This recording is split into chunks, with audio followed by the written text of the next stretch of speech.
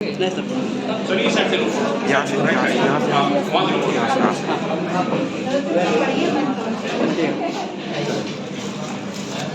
पंखा बंद ओम चंद्रमा मनसो जाचक्षुषो सूर्यो अजायत श्रोत्रा प्राणश्रवायुष भूषाणि देव सवितुः दुरितादिपराशुव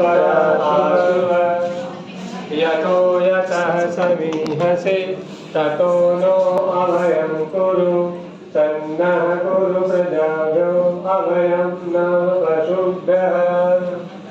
ॐ पूर्णमदः पूर्णमिदं पूर्णात् पूर्णमुदच्यते पूर्णस्य पूर्णमादाय पूर्णमेवावशिष्यते। ॐ शान्तिः शान्तिः शान्तिः। छोड़ छोड़ दे इसको।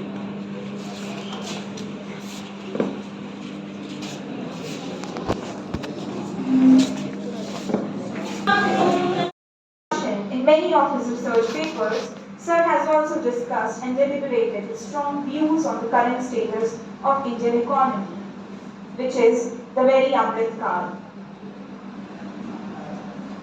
To present his valuable experiences and views on the matter, I would request Sir to come up on the dais and present his भविष्य के दर्द में है और दिखाई भी देगा आपको, तो उन पर चिंतन मनन करने की जरूरत है। हम अमृत काल में क्यों भारत राष्ट्र बने हैं और आज भी हम जीवन में हैं, इसके लिए 3 चीजें हमको जातिवाद की संस्कृति कहते हैं। Many thanks to this historical and well-known college instituted by the local aristocrats of this area. माननीय इस कॉलेज की प्राचार्य ममता मणि त्रिपाठी जी, अर्थशास्त्र के इस कॉलेज के विभागाध्यक्ष, हमारे साथ इस इलाके के एक बड़े समाजसेवी रामेश्वर गुप्ता जी, और इस कार्यक्रम की संचालिका और मंच की आयोजनकर्ता शांता जी, जो यहाँ के इंग्लिश डिपार्टमेंट की टीचर हैं, और इस कॉलेज के तमाम फैकल्टीज और तमाम प्यारे प्यारे बच्चों, बंधुओं, ये जो सब्जेक्ट आदरणीय प्राचार्य महोदय ने जो ये तय किया, आज़ादी का अमृत काल, संभावनाएं और चुनौतियां, अपने आप में ये बड़ा ही स्ट्रॉन्ग पंच लाइन। आप लोग सब जानते हैं, शिक्षा के क्षेत्र में है, आपके जो माइंड है वो बिल्कुल कोरे हैं। आपको तमाम दुनिया और देश के नेचुरल साइंस से लेकर सोशल साइंस की तमाम चीजें जानकारी में रखनी होती हैं।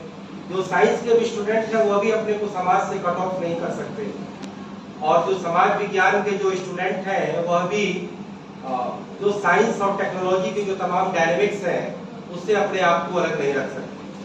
हम जिस राष्ट्र राज्य में रहते हैं, भारतवर्ष, तकनीकी तौर पे आज़ादी जो हमें ब्रिटिश इंपीरियलिज्म से मिली, जिसमें एक समय वक्त था कि पूरी दुनिया का आधा हिस्सा जहाँ की सूर्योदय अगर होता था तो सूर्यास्त फिर से शुरू हो जाता था। वो जो आज कॉमनवेल्थ कंट्री के नाम से जाना जाता है, उस ब्रिटिश इंपीरियलिज्म के हम भी पार्ट थे। We were also part of that great saga of British imperialism, जो ब्रिटेन, जो कि ग्रेट ब्रिटेन कहा जाता था, 19th सेंचुरी का दुनिया का लीडर था, उसी के लीगेसी के हम भी पार्ट थे। लेकिन जब 1947 में जब हमें देश को एक तकनीकी तौर पे आज़ादी मिली, तब से आज 75 साल का वक्त बीत चुका है। शांता जी ने बताया, गवर्नमेंट ऑफ इंडिया ने अगले अगस्त सितंबर तक इस अमृत काल को आयोजित करने का एक तरह से फैसला किया है कि देश के तमाम सार्वजनिक मंचों पर, तमाम सार्वजनिक संस्थाओं में, सार्वजनिक केंद्र में हम इस आजादी की अमृत गाथा का वर्णन करें, उसका वाद विवाद करें, परिसंवाद करें, और हम ये जाने कि कि हमारी जो आज़ादी जो विरासत में मिली है उसके बाद जो 75 सालों की इस राष्ट्र राज्य की यात्रा रही, वह यात्रा जो लोकतंत्र को स्थापित करने, संविधानवाद को स्थापित करने, फिर देश की अर्थव्यवस्था का चौमुखी विकास करने, देश के समाज को बदलने और देश के तमाम क्षेत्रों में हो रहे विकास, परिवर्तन और बदलाव की एक नई भावभूमि, कर्मभूमि को गढ़ने को एक तरह से और फिर उसे याद करके उस पर एक नया संकल्प लेने का वक्त है। हमें यह देखना है कि 75 सालों में हमने क्या खोया और क्या पाया। हमारी पॉलिटी, हमारी सोसाइटी, हमारी इकोनॉमी और तमाम पब्लिक इंस्टीट्यूशंस और जो इदारे हैं वो कैसे डेवलप हुए और हमें आज किस मोड़ पर ला करके रखा है। अभी जाना नहीं, केवल 3 साल पहले हमें जाना होगा कि जब हम विश्व की एक बहुत बड़ी महामारी से दो चार हो रहे थे और उस कोविड काल का पूरी दुनिया ने मुकाबला किया, हमने भी मुकाबला किया। भारत दुनिया के उन चंद देशों में था जिसने की अपनी वैक्सीन बनाई और फिर सरकारों ने तमाम राहत कार्य किए, चाहे वो केंद्र की सरकार हो, प्रांत की सरकार हो या लोकल सरकारें हो, और कैसे हमने उस जद्दोजहद कर उस मामले पर विजय पाई। और फिर जो है हमारे निवर्तमान प्रधानमंत्री ने पूरे देश को 200 करोड़ टीके देने का जो एक संकल्प लिया और उस टीका देने के बाद जो आज हम अमन चैन के एक तरह से छाव में जो हम जी रहे हैं और फिर से हमारी इकोनॉमी मोमेंटम पकड़ती है, फिर से जनजीवन फिर किस तरीके से चल पड़ता है और आज हम दुनिया में सबसे ज्यादा विकास दर हासिल करने वाले मुल्क बन चुके हैं। फिर से वो कैसे तमाम जो क्षेत्र हैं वो कैसे फिर से उस डायनामिक्स को पाते हैं। अभी इकोनॉमिक सर्वे आया, इकोनॉमिक बजट आया, उसमें ये जब कहा गया कि हमने कोरोना काल के पहले के मोमेंटम को प्राप्त कर लिया है तो हमारा मन आह्लादित हो उठा, क्योंकि मैंने व्यक्तिगत रूप से कोरोना काल का वो 2 से 3 साल का वक्त था, सचमुच बड़ा ही डिप्रेशन में जिया।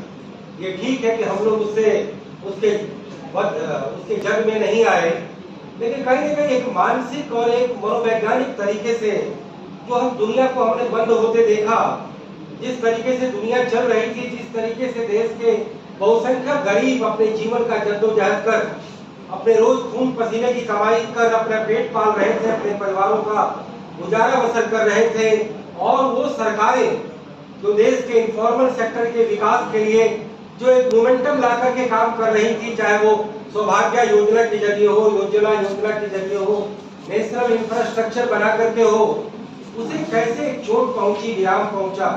लोगों ने जिंदगियों की जंग लड़ी। 2021 में मैं अपने बगहा में ही 2 महीने रहा। मैंने देखा कि कोई ऐसा व्यक्ति नहीं था जिसका कोई सगा उससे आहत नहीं हुआ हो। तो आज इस अमृत काल के अवसर पर हम पूरा समूचा देश और पूरी दुनिया एक बड़े ही सच्चे एहसास के साथ गुजर रही है कि हम कोविड से मुक्त हो चुके हैं और हमारा पूरा मोमेंटम शुरू हो चुका है। बंधुओं, 1947 में जब देश को आजादी मिली तो ये बताने की जरूरत नहीं कि देश का वो एक तरह से केवल आजादी दिवस नहीं था, वह देश का एक विभाजन दिवस भी साबित हुआ। दुर्भाग्य से 1935 के बाद भारत की राजनीति में जिस तरीके का एक तरह से मोमेंटम चल रहा था, कि ब्रिटिश कांग्रेस पार्टी और मुस्लिम लीग के त्रिकोणीय राजनीति में देश कैसे बंटवारे की शक्ल में चला गया। सांप्रदायिक बंटवारा हुआ, कोई सांस्कृतिक बंटवारा नहीं हुआ, कोई भाषाई बंटवारा नहीं हुआ, सांप्रदायिक बंटवारा हुआ। और उस बंटवारे के बाद देश में कैसे खतरो भारत हुआ, दंगे का शिकार हुआ, 10 लाख लोग बेमौत मारे गए। तो वह एक अभी नरेंद्र मोदी ने घोषणा की कि 14 अगस्त को हम हर साल विभाजन की पीड़ा दिवस मनाएंगे। मैंने उसको एक बेहद सही डिसीजन माना, क्योंकि मैं एक बतौर पत्रकार और बतौर लेखक मैंने देश के विभाजन को लेकर के काफी लिटरेचर पढ़े। मैंने 10 बड़ी किताबें पढ़ी हैं केवल डिवीजन पर, चाहे फ्रीडम एट मिडनाइट हो, चाहे वो मौलाना आजाद की इंडिया मीन्स फ्रीडम हो, चाहे वो जवाहरलाल नेहरू की डिस्कवरी ऑफ इंडिया हो, डॉक्टर राजेंद्र प्रसाद की इंडिया डिवाइडेड हो। उसके अलावा यहाँ के बहुत बड़े हिस्टोरियन की मैंने वो सारी किताबें पढ़ी हैं और मुझे आज भी भारत का विभाजन बड़ा ही पीस देता है। और मैं ये मानता हूँ कि इसमें धर्म इम्पोर्टेंट नहीं है। भारत की जमीन, भारत की संस्कृति, भारत की राष्ट्रीयता और भारत का वो प्राचीन विरासत जो हमारी मोहन जोदाड़ो और हड़प्पा की सभ्यता जिस भूभाग में विकसित हुई, जिस नदी घाटी की सभ्यता से भारत की सभ्यता जुड़ी है, इंडस सिविलाइजेशन, मैं आज भी उस भूमि को भारत का ही हिस्सा मानता हूँ और मैं ये चाहता हूँ कि भारत के संविधानवाद, लोकतंत्रवाद और धर्मनिरपेक्षतावाद के उस विशाल आइडियोलॉजी के तहत वह भारत का विखंडित हिस्सा पुनः से अखंड भारत का हिस्सा बने। मैं इस आजादी के अमृतकाल में देना चाहता हूँ। मेरे लिए धर्म कोई इशू नहीं है, मेरे लिए जाति कोई इशू नहीं है, क्योंकि मैंने जो किताबें लिखी हैं वह देश को बदलने और देश के अगले 100 सालों का भारत कैसा होगा, जिसमें किसी वादों के विवाद में नहीं पड़ा हूँ। मैंने केवल और केवल आदर्श, सिद्धांत और वो जो व्यापक आइडियोलॉजी है, व्यापक देश की जो अच्छाई है, उन्हें लेकर के मैंने ये करने का काम किया है। तो मैं ये बता दूं कि अब आजादी का जो अमृत काल है उसका कैसे शुरुआत होती है, तो आपको ये मालूम होगा, यह राजनीति शास्त्र के भी छात्र और शिक्षक होंगे कि हमने संविधान सभा गठित की और संविधान के जरिए हमने दुनिया का सबसे बड़ा संविधान बनाया। और संविधान की प्रस्तावना में ये लिखा कि we the people of India. जैसे कि आज कई लोग ये राजनीति करते हैं कि यह राष्ट्रवादी नहीं है, ये राष्ट्र विरोधी है। कई लोग यह राजनीति करते हैं कि यह संविधान पर नहीं चलता, संविधान का उल्लंघन करता है। कई लोग यह कहते हैं कि यह समाजवाद है, समाजवाद का उल्लंघन हो रहा है। कई लोग कह रहे हैं धर्मनिरपेक्षता है, तो धर्मनिरपेक्षता का उल्लंघन हो रहा है। सब ये फिजूल की बातें हैं। भारत के संविधान का कोई उल्लंघन नहीं कर सकता, और जो सचमुच संविधान के विपरीत जाता है, सवाल या निशान उसके सामने आता है। तो हमने संविधान की प्रस्तावना में लिखा कि अवसर की समानता, और आज मेरी पूरी थिंकिंग का जो सेंट्रल सब्जेक्ट है अवसर की समानता है। और मैं वह समानता की बात करता हूँ जो एक कम्युनिस्ट आइडियोलॉजी समानता की बात करती है, वो नहीं। जो हम अलग अलग माँ बाप के संतान हैं, अलग अलग कुल और वंश में जन्म लिए हैं। कोई रिलायंस के यहाँ जन्म लेता है, तो कोई अदानी के यहाँ जन्म लेता है, कोई टाटा के यहाँ जन्म लेता है, तो कोई हीरा भाई बहन के तहत के यहाँ पैदा होता है। मैं अपने माँ बाप के यहाँ पैदा हुआ हूँ, सब लोग अपने अपने माँ बाप के यहाँ पैदा हुए।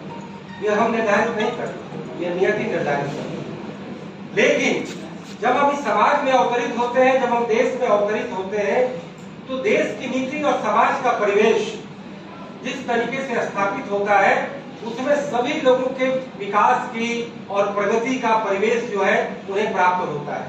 और वो परिवेश कैसे प्राप्त होता है? जैसे इस कॉलेज में आप सारे छात्र छात्राएं, तो आपको एक शिक्षा का परिवेश मिला है, आपके लिए एक स्वास्थ्य का परिवेश है। जब आप बड़े होकर के रोजगार पैदा करेंगे तो रोजगार का परिवेश होगा। फिर आपके पास जब आप बूढ़े होंगे, जब आप 60 साल की उम्र में सीनियर सिटीजन होंगे, तब आपको सामाजिक सुरक्षा का परिवेश होगा। तो शिक्षा, स्वास्थ्य, सामाजिक सुरक्षा, रोजगार और श्रम, ये 5 फैक्टर ऐसे हैं जो समतामूलक समाज बनाने में सबसे बड़ी मदद करते हैं। लेकिन दुर्भाग्य से आजादी के बाद की जो हमारी नीतियां, जो कहीं न कहीं कुछ हौच-पौच का भी शिकार हुई, कुछ हमारे पास अनुभव नहीं थे, कुछ लोगों की वैचारिक जिद भी थी। हमारे सामने एक आइडियोलॉजी थी वामपंथ की, जिसमें कि सरकारीकरण के तहत सारी इकोनॉमिक और सोशल एक्टिविटी का आयोजन किया जाता था। दूसरी एक्टिविटी थी, आइडियोलॉजी थी कैपिटलिज्म, पूंजीवाद के जरिए, जिसमें उद्यमशीलता के जरिए सब व्यक्ति को अपने पढ़ने, पढ़ने और पनपने का अवसर मिलता था। लेकिन सरकार नामक जब संस्था आती है, तो सरकार रेगुलेशन बनाने का काम करती है। तो उसके लिए पहले संविधान बना, संविधान से गाइडिंग एलिमेंट बना। मैंने पहले ही बता दिया कि हमने संविधान की प्रस्तावना में धर्मनिरपेक्षता, समाजवाद, अवसर की समानता और सबके साथ एक बराबर ट्रीटमेंट करने और किसी के साथ भी रंग, लिंग, धर्म, जाति के आधार पर भेदभाव नहीं करने का हमने उस संविधान में संकल्प दर्शाया है। फिर हमने लोकतंत्र की स्थापना की। अंग्रेजों के टाइम में ही 1937 में पहली बार लोकतांत्रिक आधार पर प्रांतीय विधानसभा के चुनाव हुए, लेकिन उसमें राजनीतिक दल में मोनोपोली कांग्रेस पार्टी की थी, क्योंकि वो बहुत पुरानी पार्टी थी। देश के हर ब्लॉक, हर ग्राम में उनका संगठन बन चुका था। दूसरी जो धारा थी वो समाजवादी दलों की थी, तो उनका उस तरीके से विकास नहीं हुआ था। और तीसरी थी हिंदू महासभा, जो कहीं न कहीं एक हिंदू राष्ट्रवाद या हिंदू धर्म के आधार पर अपनी पॉलिटिकल आइडियोलॉजी भी ले रही थी, लेकिन उसको ज्यादा सांगठनिक शक्ति नहीं प्राप्त थी। तो कुल मिलाकर कांग्रेस ही एक वट वृक्ष थी जिसके तहत सारी आइडियोलॉजी एक साथ संगम के रूप में समाहित थी। कहीं न कहीं आजादी के बाद जब गांधी जी ने कहा कि अब कांग्रेस पार्टी के लिए अब सेवानिवृत्ति का काल है, वह एक सामाजिक संस्था बन जाए, और जब हमारा लोकतंत्र चलेगा, जब चुनाव होगा, जब बहुदलीय व्यवस्था होगी, तो नए सिरे से पार्टियां बने और आपस में प्रतियोगिता करें लोकतंत्र के तहत और सुशासन के तहत देश की राज व्यवस्था चले। मैं बड़ा संक्षिप्त में सारी बातें कहूंगा क्योंकि कम समय में सारी बातें आपके सामने रखनी है, जैसा कि प्रिंसिपल मैडम ने कहा है, और फिर प्रिंसिपल मैडम इसका कंक्लूजन अपने अध्यक्षीय भाषण में देगी। तो मैं बताता चलूं कि जब देश में सरकार का जब राज्यारोहण का बात आया तो कांग्रेस को एडवांटेज मिला। कांग्रेस ने सेवानिवृत्ति का फैसला नहीं लिया, वह देश की सबसे बड़ी पार्टी बनी और जवाहरलाल नेहरू जैसा एक टॉलेस्ट लीडर था जो बेहद लोकप्रिय थे, एक आदर्शवादी थे, एक मानवतावादी थे और कहीं न कहीं वो वेस्ट की आइडियोलॉजी से काफी प्रभावित थे। लेकिन जवाहरलाल नेहरू के भी आलोचकों की कमी नहीं थी। कहीं न कहीं जो ग्रामीण अर्थव्यवस्था और ग्राम स्वराज के तहत जो महात्मा गांधी की जो ग्रेटर आइडियोलॉजी थी, उससे जवाहरलाल नेहरू की आइडियोलॉजी क्लैश करती थी। पंचवर्षीय योजनाओं के जरिए उन्होंने देश का विकास शुरू किया, अर्थशास्त्र के विद्यार्थी हैं, लेकिन राजनीतिक तौर पे कांग्रेस पार्टी का एकाधिकार बना रहा क्योंकि उन्हें चुनौती देने वाली कोई और पार्टी नहीं थी। कहीं न कहीं एक खाना कुर्सी के तहत हर बार चुनाव होते थे, लेकिन विपक्षी दल को परास्त होना पड़ता था। लेकिन विपक्ष के राजनीतिक दलों के विकास और उनके विस्तार का जो समयबद्ध कार्यक्रम था वो लंबा चला। पहली बार 1967 में प्रांतीय स्तर पर कांग्रेस को चुनौती मिली। फिर कांग्रेस के विद इन कांग्रेस एक संगठन कांग्रेस आया जब जवाहरलाल नेहरू और लाल बहादुर शास्त्री जैसे बड़े नेताओं के अवसान के बाद जब इंदिरा गांधी का एक तरह से कहीं न कहीं शिकंजा आया कांग्रेस पार्टी में, तो उसके खिलाफ कांग्रेस के विदिन ही कुछ लोगों ने बगावत की, जिसमें कि मोरारजी देसाई जैसे लीडर के नेतृत्व में संगठन कांग्रेस बना और वह कहीं न कहीं कांग्रेस के लिए वो चुनौतीदायक बना, इंदिरा गांधी के लिए चुनौतीदायक बना। लेकिन 1967 के लोकसभा चुनावों के बाद इंदिरा गांधी ने पूरा उस पर अपना होल्ड बना लिया, क्योंकि बांग्लादेश को अलग कराने और उसका एक अलग देश के रूप में स्थापित करने, गरीबी हटाओ का नारा देने और धूल वामपंथी नीतियों पर देश के बैंकों का राष्ट्रीयकरण करने जैसी जो बड़ी घटनाएं घटी भारत के इतिहास में आजादी के बाद, इंदिरा गांधी को राजनीति काफी वरदहस्त मिला।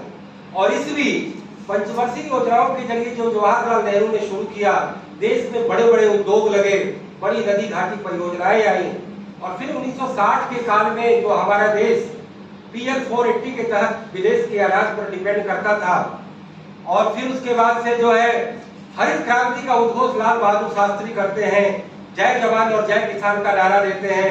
1962 में चीन से भारत की हार होती है, नेहरू उससे काफी आहत होते हैं, उनकी मृत्यु हो जाती है। लेकिन जब एक चमत्कृत नेतृत्व जब लाल बहादुर शास्त्री का आता है तो जय जवान जय किसान के जरिए वो एक तरफ हमारे सैनिकों में जोशो खरोश भरते हैं, दूसरी तरफ हमारे अन्य उत्पादकों और किसानों को भी देश का मसीहा बनाकर उन्हें और ज्यादा उत्पादन करने की सलाह देते हैं। हरित क्रांति के लिए हमारे यहाँ के मशहूर वैज्ञानिक MS स्वामीनाथन, नॉर्मन बोरलॉग जो एक बहुत बड़े एग्रीकल्चर साइंटिस्ट है मैक्सिको के, वहाँ की हाई यील्ड वैरायटी सीड्स आई और यहाँ के बहुत बड़े विजनरी कृषि मंत्री श्री सुब्रमण्यम, इन तीनों के त्रिकोण से हरित क्रांति का उद्घोष हुआ और 1970 तक भारत में काफी कृषि उत्पादन बढ़ा। फिर 71 के बाद 75 में आपको मालूम है कि इमरजेंसी आई, तो इमरजेंसी को कहीं न कहीं एक ऐसी घटना घटी कि देश के तत्कालीन हुक्मरान इंदिरा गांधी ने एक ऐसा सख्त फैसला लिया क्योंकि उन्हें लगा कि हमें कहीं न कहीं मेरे अस्तित्व को चुनौती मिली है। तो एक केवल मैं हिस्टोरिकल क्रोनोलॉजी में आपको बता रहा हूँ, फिर मैं संभावनाएं और चुनौतियों पर ज्यादा फोकस करूंगा। 80s के बाद आपको पता होगा कि फिर से वो जनता पार्टी में जो विपक्षी एकता थोड़े दिन के लिए जयप्रकाश के चमत्कृत व्यक्तित्व के मातहत जो बनी थी वह ज्यादा स्थायी नहीं हो पाई और व्यवस्था परिवर्तन के जो वैकल्पिक एजेंडाज थे वह एक जो पॉलिटिकल जो रूटीन गवर्नेंस है वो उसके शिकार हो गए और वह सरकार भी गिर गई। इंदिरा गांधी दोबारा आती हैं 1980 में, चूंकि विपक्ष एकजुट नहीं था उन्हें फिर से एडवांटेज मिलता है। 1984 में दुर्भाग्य से उनकी हत्या हो जाती है। फिर जो है सिंपैथी में उनके पुत्र राजीव गांधी देश के शासक बनते हैं राजीव गांधी के माध्यम को 3-4 बड़े फैसले हुए देश के आजादी के बाद के इतिहास में, बड़े ही महत्वपूर्ण एक तरह से वो स्थान रखते हैं। एक तो उन्होंने देश को दुनिया की एक बड़ी टेक्नोलॉजी, कंप्यूटर टेक्नोलॉजी से एक तरह से इंट्रोड्यूस करवाया। प्रौद्योगिकी का एक तरह से वो एक तरह से स्टार्टअप करने वाले वो माने जाते हैं। जो एक बहुत बड़े, मैं नाम अचानक उनका भूल गया, C.डॉट के चेयरमैन बने थे, सैम पित्रोदा। वो कहीं ना कहीं राजीव गांधी उनको विदेश से आमंत्रित करके लाए और टेक्नोलॉजी और कंप्यूटर टेक्नोलॉजी, कम्युनिकेशन टेक्नोलॉजी का काफी बड़ा भारत में नींव जो डाली गई कि आज हम इसका जिक्र इसलिए कर रहे हैं कि भारत कंप्यूटर सॉफ्टवेयर की दुनिया की महाशक्ति उसी वजह से बना और उसको फिर वाजपेयी ने काफी आगे बढ़ाया, उसको काफी प्रोत्साहन दिया। राजीव गांधी ने हमारे राजनीतिक क्षेत्र में एडल्ट फ्रेंचाइज को एक तरह से कहीं ना कहीं इम्प्लीमेंट किया, 21 से घटा करके 18 किया। पॉलिटिकल रिफॉर्म में जो एक पॉलिटिकल अपॉर्चुनिज्म, राजनीतिक अवसरवाद जो हमारे राजनीतिक दलों की नियति बन गई थी कि जब जिसका शासन आना हो उस पार्टी में लोग स्विच ओवर कर जाते थे, तो उन्होंने दल बदल कानून भी लाया, वह भी एक बड़ा माइलस्टोन था। 1990 तक हमने आकर के देखा कि फिर से विपक्ष का शासन आया, लेकिन वह फिर से एकजुट नहीं हुआ।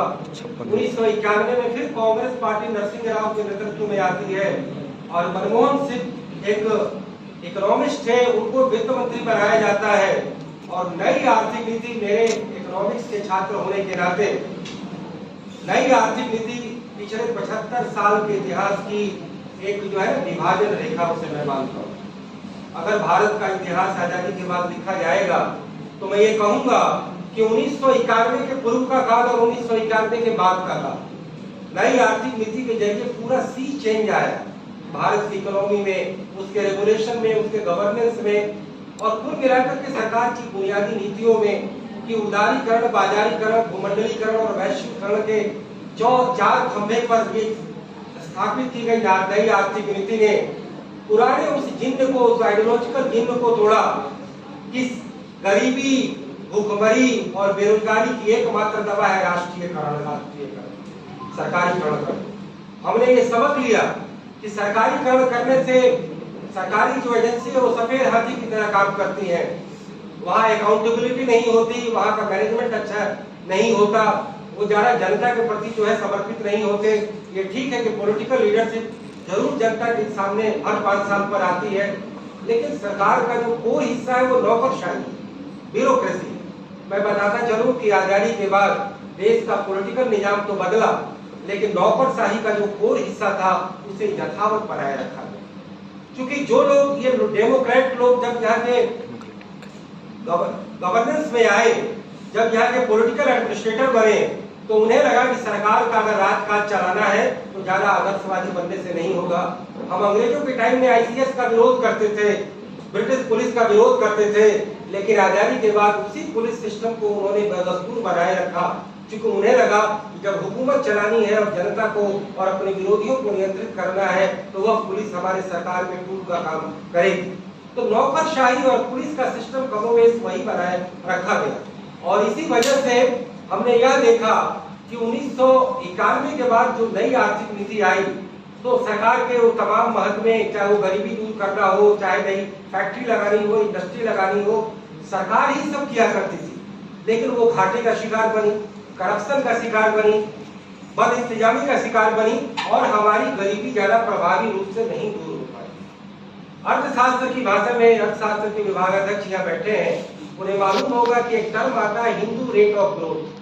प्रोफेसर राज कृष्णा ने यह टर्म क्वाइन किया, जिसका मतलब है कि देश की विकास दर सब काट छाट के 3.5% बनती है और 3.5% में हमारा 80% गरीब, गरीबी रेखा से 50% नीचे गरीबी रेखा से रहने वाला, 80% गाँव में रहने वाला, उनका विकास कैसे होगा, उनकी गरीबी दूर कैसे होगी। हमने बचपन में देखा है कि गरीब और गांव और किसान तो करीब करीब गवर्नेंस से उपेक्षित ही रहते थे। हकीकत बात यह है कि हम सरकारों को गाली देते थे, सबको चोर चोर जनता कहती थी, सरकार के खजाने में पर्याप्त पैसे ही नहीं होते थे और जो पैसे होते थे रक्षा, सेना और पुलिस में खर्च करने के बाद वह विकास में अगर जाते भी थे तो वो भ्रष्टाचार की भेंट चढ़ जाते थे।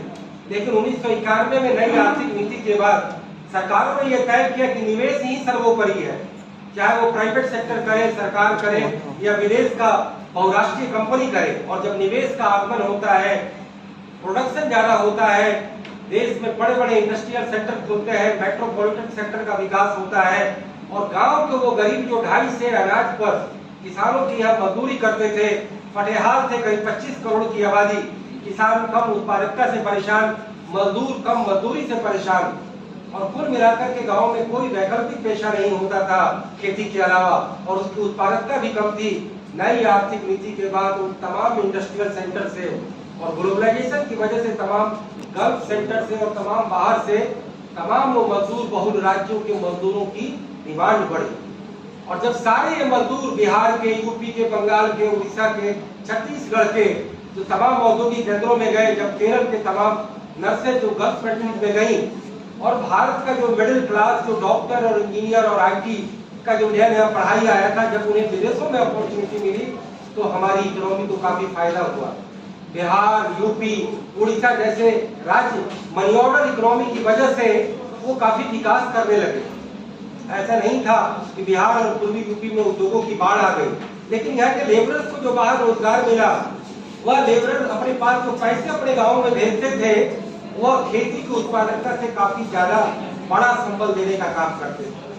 तो नई आर्थिक नीति का जो मैंने जिक्र किया कि वो भारत के आजादी के बाद के इतिहास में एक बड़ी विभाजन रेखा है, एक ऐसी विभाजन रेखा जो भारत की अर्थव्यवस्था की दशा और दिशा को बदलते ही थे। भारत की राजनीति में भी कांग्रेस का विकल्प तैयार करने का काम किया। 1991 में कांग्रेस पार्टी के बड़े विकल्प के रूप में भारतीय जनता पार्टी जो पहले जनसंघ कहलाती थी उसका अभ्युदय होता है।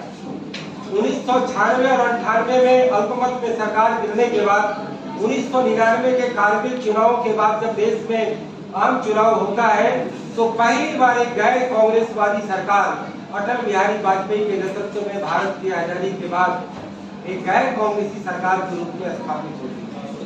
और वजह की बात यह है कि कांग्रेस पार्टी ने जो नई आर्थिक नीति की शुरुआत की, उस नई आर्थिक नीति पर उससे ज्यादा दौड़ लगाने का काम अटल बिहारी वाजपेयी के नेतृत्व वाली एनडीए ने किया और 2004 तक आते आते देश की इकोनॉमी के तमाम सेक्टर में जबरदस्त मैक्रो इकोनॉमिक इंडिकेटर में जो है इंप्रूवमेंट आया। लेकिन पॉलिटिक्स की डायनेमिक्स अलग होती है, उसमें एक पॉपुलिज्म, जातिवाद, मनी, मसल, कई सारे एलिमेंट काम करते हैं। जनता अभी चूंकि इतनी शिक्षित नहीं थी, उकसाऊं, भड़काऊं, चटकाऊं, भाषण देना, पहचान की राजनीति और तमाम वो एलिमेंट, लेकिन उसको साधने में 2004 में वाजपेयी सरकार सफल नहीं हो पाई और वो सब कुछ अच्छा करने के बाद वो चुनाव यूपीए का शासन जब कांग्रेस पार्टी पहली बार एक गठबंधन में आती है, अब बच्चों बैठ जाओ और शांति से सुनो। जब यूपीए की सरकार पहली बार गठबंधन में 2004 में आती है तो वह सरकार विरासत में मिली हुई एक बड़ी अच्छी अर्थव्यवस्था और वह काफी मजे में काम करते निकलती है और कहीं न कहीं देश का 2001 से लेकर के 2010 तक की जो अर्थव्यवस्था थी वो आजादी के बाद की स्वर्ण काल हम कह सकते हैं।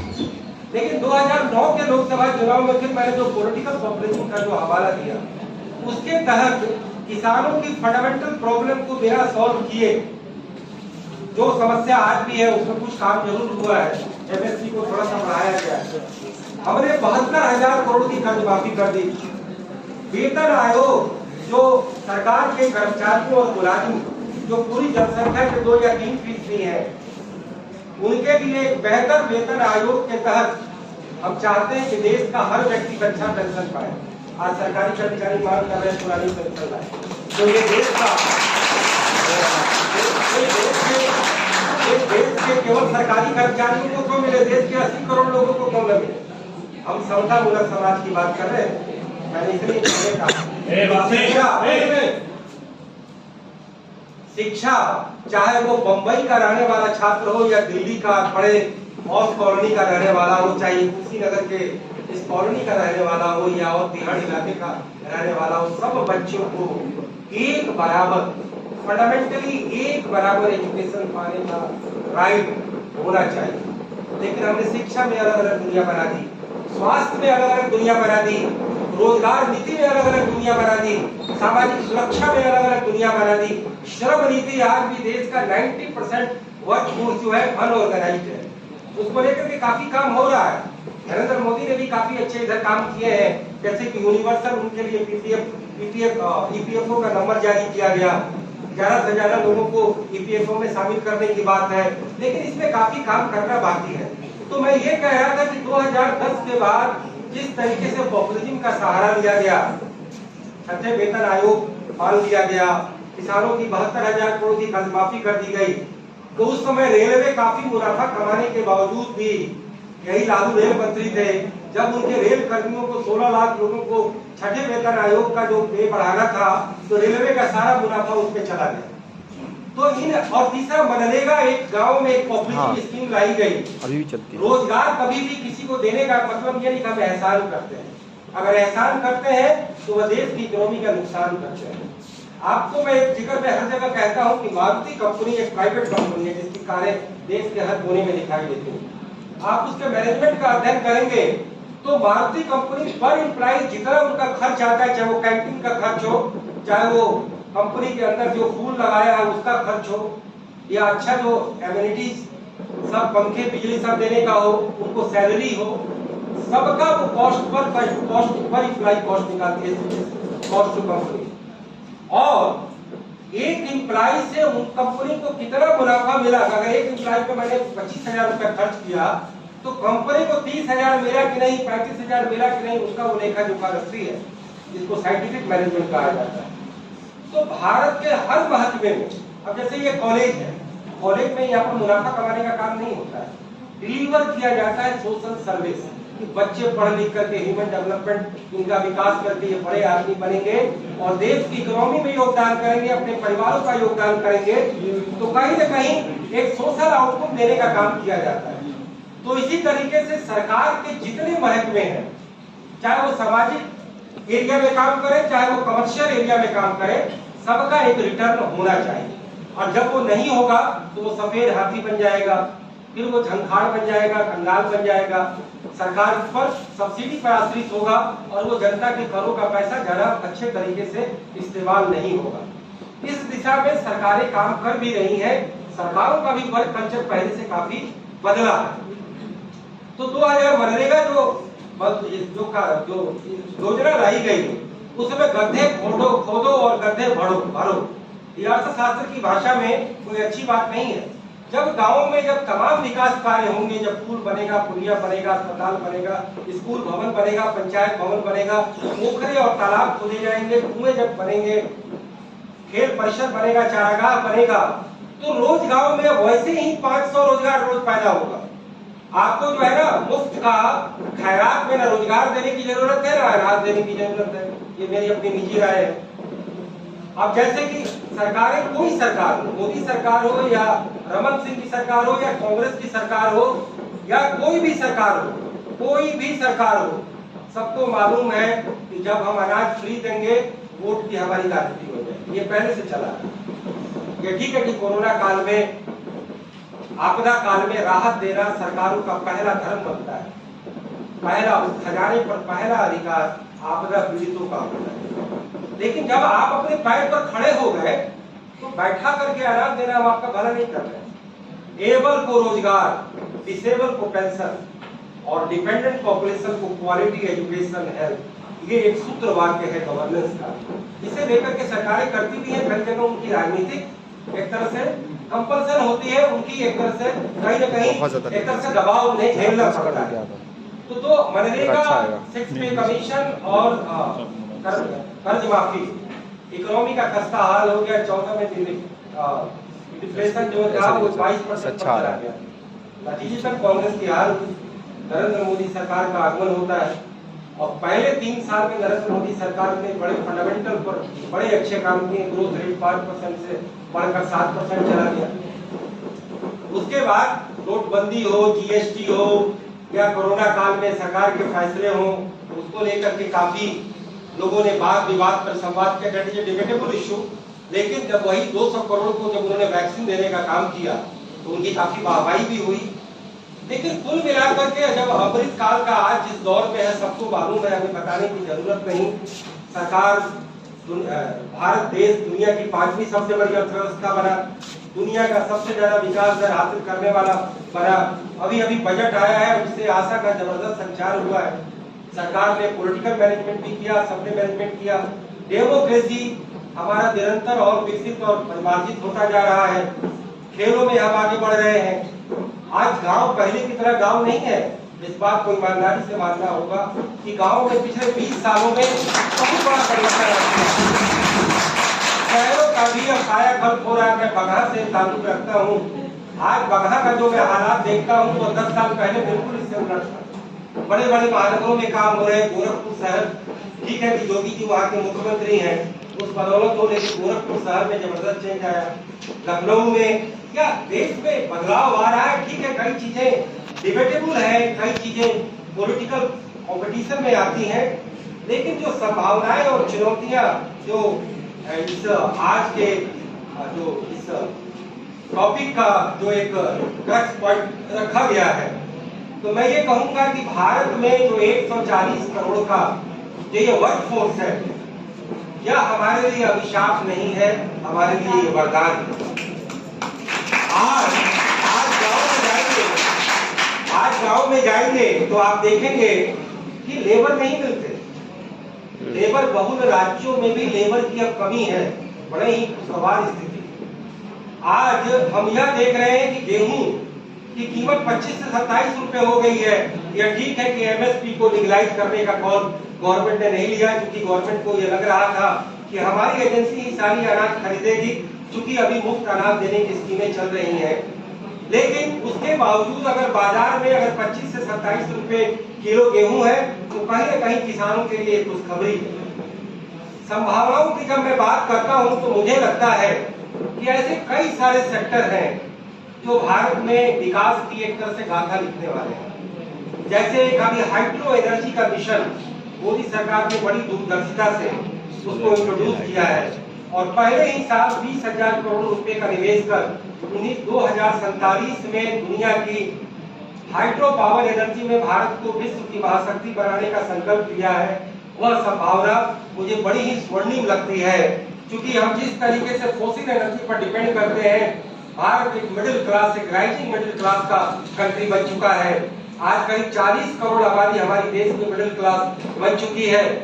तो देश में जो विकास हासिल होगा, पेट्रोलियम उत्पाद का 3/4 हम आयात करते हैं, तो वैकल्पिक ऊर्जा के स्रोतों में जिस तरीके से हमारी सरकार ने, खास करके मोदी सरकार ने वैकल्पिक रिन्यूएबल एनर्जी को लेकर के काफी अच्छे काम किए और उसका प्रोडक्शन काफी बढ़ा है।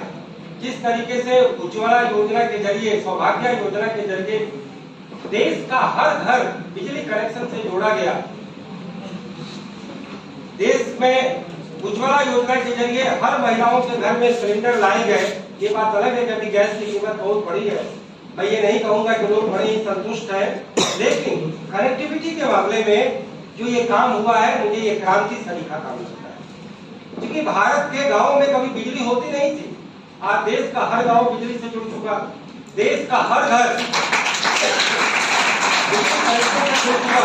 हमने कभी कल्पना भी नहीं की थी कि बिहार के गांव में इस तरीके से गांव-गांव में रात में जो है बिजली चमकेगी। ये मुझे बड़ा ही एक सुनहरा एहसास मुझे दिखाई देता है। फिर जो है दूसरा सेक्टर मुझे जो दिखाई देता है, जो ग्रीन एनर्जी के अलावा, कि भारत की डिजिटल इकोनॉमी की एनॉर्मस पोटेंशियलिटी। आज डिजिटल इकोनॉमी के जरिए रोजगारों की भी बहुत बड़ी संभावना है। हम ये कहते हैं कि अगर ये सरकार अगर एमएसपी को लीगल दर्जा दे दे, तो कृषि के क्षेत्र में इतनी बड़ी क्रांति आएगी। यह सुधारों की समर्थक सरकार, आर्थिक सुधारों की समर्थक सरकार, वह कहीं न कहीं एक बहुत बड़ा सुधार का बिंदु है कि किसान कृषि का जो पेशा है वो मौसमी पेशा है। आप इसको ध्यान रखें, वह उद्योगों की तरह रोज रोज नहीं पैदावार होता। खरीफ और रबी के सीजन में उत्पादन होता है, और अर्थशास्त्र का नियम कहता है कि जब उत्पादन बहुत ज्यादा हो, एक समय में सप्लाई बहुत ज्यादा हो, तो डिमांड उतना नहीं होता, तो उसकी कीमतें गिर जाती। तो उसकी कीमत न गिरे, उसकी मिनिमम प्राइस बिल्कुल रेगुलेटेड हो, उसके लिए एमएसपी का लीगल दर्जा है। चूंकि एफसीआई तो हर हाल में सरकार के निर्धारित दर पर खरीदे, लेकिन बाकी कॉर्पोरेट और प्राइवेट सेक्टर भी अगर निर्धारित दर पर खरीदे, सीजन का फायदा उठाकर ये यूपी जो देश का सबसे बड़ा आलू उत्पादक है, यहाँ कानपुर और तमाम वेस्ट यूपी में 2 रुपए किलो आलू सीजन में बिकते हैं, ये 2 रुपए नहीं बिकेंगे। जब लीगल दर्जा होगा तो उसका एक मुकर्रर कीमत होगी 5, 6, 7 या 8 जो उनके कॉस्ट पर आधारित होगी। तो कहीं ना कहीं जो 3600 उत्पाद इसे सरकार नहीं खरीद पाती, न सरकार के पास कैपेसिटी है, न सरकार को खरीदना चाहिए। सरकार सब काम नहीं करती। हम ये हमारा प्रिंसिपल ये है कि सरकार का काम होटल चलाना नहीं, तो सरकार का काम किसान के हर उत्पाद को खरीदना भी नहीं है। धान और गेहूं आप एफसीआई के गोदाम में रख सकते हैं क्योंकि आपकी कैपेसिटी है, क्योंकि आपको पीडीएस के जरिए बांटना है। लेकिन अगर 34 उत्पाद का एमएसपी लीगल हो जाए और मुनासिब रेट अगर किसान को मिलेगा तो किसान इतनी खुशी से खेती करेगा कि उसे ये लगेगा कि इस बार लहसुन की कीमत अगर 30 रुपए किलो हो गई तो अगली बार हम लहसुन की खेती नहीं करेंगे और अगली बार बाजार में उसकी किल्लत हो जाएगी। तो ऐसे में यह एक बड़ा सुधार का कौल होगा। इसके अलावा हमारे देश में पिछले 75 सालों में कुछ इतने बड़े काम हुए हैं जिसे मैं पब्लिक और प्राइवेट पार्टिसिपेशन का वो काम मानता हूं, जो एक रेगुलेटरी अथॉरिटी के माध्यम किया गया। इस देश में तमाम क्रांति हुई, हरित क्रांति हुई, श्वेत क्रांति हुई, तकनीकी क्रांति हुई, एक और बड़ी क्रांति हुई है मोबाइल क्रांति, संचार क्रांति हुई है कि देश के हर व्यक्ति के पास हाथ में आज मोबाइल है। आधार और जनधन जो कि नरेंद्र मोदी का एक बहुत बड़ा काम है कि 50 करोड़ लोगों को उन्होंने जो है एक तरह से बैंकेबल बनाया और कहीं ना कहीं एक इंश्योरेंस के भी नेटवर्क को वो लाए हैं, लेकिन वह एक उतना पर्याप्त नहीं है, लेकिन वो एक बड़ा काम हुआ है। तो हमारा ये मानना है कि जो इस तरीके के काम है उस काम को अगर और कुछ नेक्स्ट स्टेप पर ले जाया जाए, कुछ इस तरीके के चीजें लाई जाए, तो अगर रेगुलेशन अगर मोबाइल में आता है कि प्राइवेट सेक्टर भी सरकार के बराबर ही रेट लेते हैं, जबकि प्राइवेट आप स्कूल में जाए तो उनकी फीस आपसे 10 गुनी ज्यादा होगी, तो रेगुलेटर नहीं है, शिक्षा में रेगुलेटर नहीं है। लेकिन अगर आप मोबाइल हैंडसेट लेते हैं, चाहे जियो का लें या बीएसएनएल का लें, आपको रेट एक देना होगा, क्योंकि प्राइवेट सेक्टर भी रेगुलेटर के मातहत वह बनवाने दाम नहीं ले सकता। तो ठीक वही काम रेगुलेशन का, रेगुलेटरी अथॉरिटी का शिक्षा में, स्वास्थ्य में और तमाम सेक्टर में यदि लाया जाए तो स्वास्थ्य का भी कारोबार बहुत ज्यादा बढ़ेगा, प्राइवेट सेक्टर का निवेश होगा, लेकिन वह जनता से वो मनमाने फीस नहीं लेंगे। जब वो जनता से मुनासिब फीस लेंगे तो सरकारी अस्पतालों में लोगों की भीड़ नहीं उमड़ेगी, सरकारी स्कूल और कॉलेज में ज्यादा नहीं उमड़ेगी। हालांकि सबके मॉड्यूल अलग है, शिक्षा का मॉड्यूल अलग है, स्वास्थ्य का मॉड्यूल अलग है, टेलीकॉम का मॉड्यूल अलग है, पेट्रोलियम सेक्टर का मॉड्यूल अलग है, बिजली सेक्टर का मॉड्यूल अलग है। रेगुलेटरी अथॉरिटी तो बिजली क्षेत्र में भी है कि प्राइवेट सेक्टर भी बिजली पैदा करता है और सरकारी भी पैदा करता है। ये रेगुलेटर तय करते हैं कि उसका क्या कीमत दिया जाए। प्राइवेट सेक्टर भी बिजली बांटते हैं, जैसे दिल्ली में प्राइवेट सेक्टर जो है रिलायंस जो है बिजली बांटता है, और बिहार यूपी की सरकारों ने भी वितरण को कुछ न कुछ हद तक प्राइवेटाइजेशन किया है। तो कुल मिलाकर के 75 साल में जो संभावनाएं और चुनौतियां हमें दिखाई देती हैं, कि कुछ चुनौतियों को तो हमने पार पाया है कि आज हम दुनिया में देश के तीसरे सबसे बड़े अन्न उत्पादक हैं। अमेरिका और चीन के बाद 35 करोड़ टन हम अनाज का उत्पादन करते हैं। दूध के सबसे बड़े उत्पादक है, अंडे के सबसे बड़े उत्पादक है, पोल्ट्री के सबसे बड़े उत्पादक है, चीनी के सबसे बड़े उत्पादक है। उसी तरीके से हम कंप्यूटर सॉफ्टवेयर पावर में दुनिया की महाशक्ति है। ये बड़ा अच्छा है कि आत्मनिर्भरता का कौल नरेंद्र मोदी ने जो लिया है, वो कहीं न कहीं जो चाइना पर हमारी निर्भरता है, जो हम इनपुट के लिए कई सारे उद्योगों का कच्चा माल बिना चीन से आयात किए इकोनॉमी चल ही नहीं सकती। अर्थशास्त्र की भाषा में विकास 2 तरह के होते हैं, इम्पोर्ट लेड ग्रोथ और एक होता है एक्सपोर्ट लेड ग्रोथ। तो हम एक्सपोर्ट लेड ग्रोथ में अभी उस स्थिति में नहीं आए जिस तरीके से चीन है, लेकिन कई ऐसे क्षेत्र हैं जब हम विदेशों से आयात करते हैं तब हमारे देश की इकोनॉमी चलती है और फिर उसके जरिए हमारा उत्पादन, आय और रोजगार बढ़ता है। तो कुल मिलाकर के जो हमारी निर्भरता जो दूसरों पर है, उसको लेकर के हम आत्मनिर्भर बने। यह ठीक है कि मेक इन इंडिया का जो कॉल दिया था उस तरीके से मैन्युफैक्चरिंग रेवोल्यूशन देश में नहीं ला पाया, लेकिन हमारे क्षेत्र के सामने जितनी बाधाएं हैं, रुकावटें हैं, हमारे सेक्टर में जितने अर्थशास्त्र की भाषा में बॉटलनेक कहा जाता है, कि एक बोतल में अगर कोई फंस जाए कॉर्क तो उसका पानी नीचे नहीं गिर पाता है, तो उसके नेक को जब हम उसके अंदर के कॉर्क को निकालते हैं बोतल के नेक में जो फंसा है तो वो फिर वो स्मूथ हो जाता है। उसी तरीके से इकोनॉमी में जितने बॉटल नेक हैं, जितने रेस्टोरेंट्स हैं, उसको अलग अलग करके सिलसिलेवार तरीके से हटाया जाए तो हम काफी सारी संभावनाओं को हासिल कर सकते हैं, चुनौतियों पर पार पा सकते हैं। हमने यह देखा कि किस तरीके से इंटरनेशनल डिप्लोमेसी में मौजूदा सरकार ने कितनी शानदार काम किए। आज पूरी दुनिया में भारत की प्रतिष्ठा पहले से काफी ज्यादा बढ़ी, ये बहुत बड़ी सच्चाई है। यह ठीक है कि कुछ विरोधी 24 घंटे केवल आलोचना करते हैं और कुछ समर्थक 24 घंटे केवल झाल बजाते हैं। हमारा बुद्धिजीवियों का काम है कि बिल्कुल सच को सच कहें, गलत को गलत कहें और ऐसी नीतियों का सजेशन सरकारों को, समाज को और सिस्टम को दें जिससे कि हमारा देश और ज्यादा बेहतर हो, सामाजिक फ्रंट पे, राजनीतिक फ्रंट पे और व्यवस्था के भी फ्रंट पे। और इस दिशा में काफी रोड मैप है, जिस रोड मैप को मैंने अपनी किताबों के जरिए लिखा है। प्रिंसिपल मैडम ने कहा था कि बच्चों को दिखाइएगा, तो मैं थोड़ा सा किताब का इंट्रोडक्शन दिखा के अपनी बातें जो है समाप्त करता हूँ।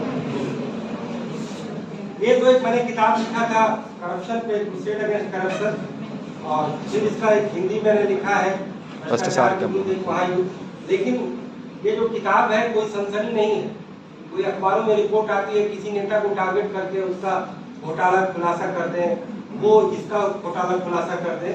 मैंने देश को एक बराबर जो उसकी कमियां थी, जहाँ जहाँ जिस चीज का उस पर क्या क्या योगदान करना चाहिए एकेडमिक तरीके से, उसको मैंने दिखाने का काम किया। और फिर जो ये मैंने किताब लिखा व्यवस्था परिवर्तन एक विमर्श, पहल एक नए भारत की रचना की, इसमें मैंने भारत की राष्ट्रीयता, भारत की जो सांस्कृतिक जो स्थिति है, भारत की जो राजनीतिक स्थिति है, आर्थिक स्थिति है, सामाजिक स्थिति है, देश में हमें क्या करने हैं, देश के 75 सालों में कौन से अच्छे अच्छे काम हुए, बड़ी बड़ी महाविभूतियां हुई, बड़े पाथ ब्रेकिंग कार्यक्रम चलाए गए। उसमें मौजूदा सरकार के भी कई कार्यक्रमों का जिक्र है। जनधन जैसे एक अपने आप में एक बहुत बड़ी फाइनेंशियल इंक्लूसिव क्रांति करने का काम हुआ। सौभाग्य जो उज्ज्वला का तो मैंने जिक्र कर ही दिया। तो कुल मिलाकर के जो अमृत काल के इस अवसर पे जो हमारा देश एक तरह से नई तकराई ले रहा है, केवल हमें अपने में आत्मविश्वास हासिल करने का ही वक्त नहीं है, नए संकल्प हासिल करने का भी वक्त है।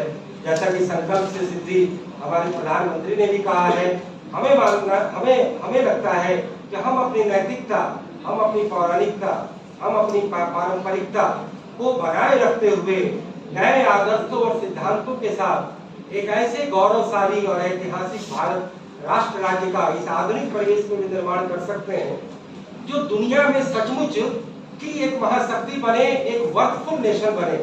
हम उसमें यकीन नहीं करते कि हम खुशफहमी में जिए, हम गलतफहमी में जिए और केवल आत्ममुक्त रहें। ऐसे में राष्ट्र राज्यों का विकास नहीं होता। हमने वेस्ट कंट्री में जो मुझे घूमने का मौका मिला, वह अपनी जितनी तारीफ करनी चाहिए उससे वो थोड़ी कम करते हैं और दूसरे की तारीफ जितनी करनी चाहिए उससे वो थोड़ी ज्यादा करते हैं। हम लोग थोड़े भावुक लोग हैं, हम अपने भारत के गौरवशाली अतीत को लेकर के जरूर इतराते हैं और इतराना भी चाहिए, लेकिन वह केवल आत्मविश्वास हासिल करने के लिए। लेकिन हमारे देश के जो 75 करोड़ लोग जो वर्किंग पॉपुलेशन है, वो इतने हार्ड वर्क करें, इतने नैतिकता के साथ रहें और इतना एक सरकार की नीतियां भी इतनी समावेशी हो और समतामूलक हो कि सबके को लगे कि हमारे साथ कोई भेदभाव नहीं हो रहा। इस देश में रसूख और जुगाड़ का सिस्टम नहीं चल रहा। सबको अपनी मेहनत, योग्यता, दक्षता और निपुणता के आधार पर इस सरकार, सिस्टम और समाज से प्रतिदान मिलता है। तो अमृत काल में हम यही संकल्प लेना चाहते हैं और हमारी संभावनाएं बेमिसाल हैं, चुनौतियां भी अपरंपार हैं, लेकिन हमें आगे की तोड़ सीना तान करके खड़ा होकर के और पूरे पुरुषार्थ के साथ अपने समाज को, सिस्टम को बढ़ाने की जरूरत है। और उन तमाम छोटी छोटी चीजों पर किसी भी बकवास और किसी भी व्यर्थ के वादों के विवाद से बचकर एक ऐसे परिसंवाद की जरूरत है जिससे देश के गौरवशाली भविष्य का निर्माण हो। मैं बहुत ही प्रिंसिपल मैडम का शुक्रगुजार हूँ, तो उन्होंने मुझे इस लायक समझा और आप लोगों के समक्ष ये बात कहने का मौका मिला। मैं शुक्रगुजार हूँ मैडम एंकर महोदय का भी, जिन्होंने बड़े ही अच्छे तरीके से इस चीज का वर्णन किया और तमाम जो डैश पर बैठे हैं उनका शुक्रगुजार हूँ। तमाम फैकल्टीज हैं उनका शुक्रगुजार हूँ, और तमाम नौनिहाल जो हमारे बच्चे बैठे हैं आपका भी इंप्रेशन शेयरिंग के लिए शुक्रगुजार हूँ। बहुत बहुत धन्यवाद।